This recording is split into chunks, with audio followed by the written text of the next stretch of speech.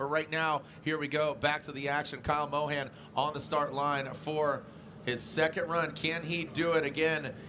An 89 wouldn't even confirm, higher than 89 wouldn't confirm, because again, all 8 drivers going to be in the top 4.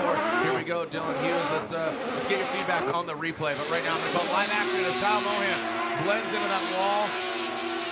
Decent proximity to that wall. He is dragging bumper.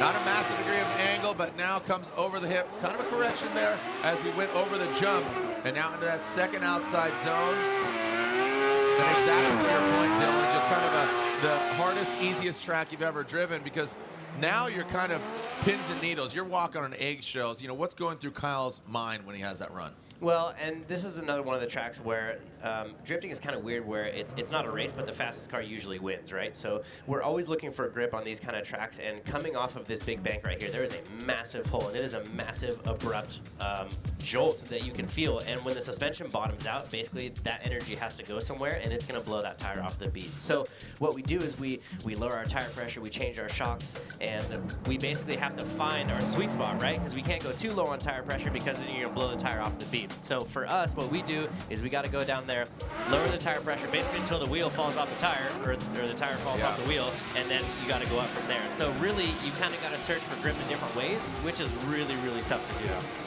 No, the dynamics overall here as Mohan, you see the attitude of his car, it sucked it up pretty well. That wasn't too bad. And again, Dylan, you came up at the booth and you're like, man, that jump.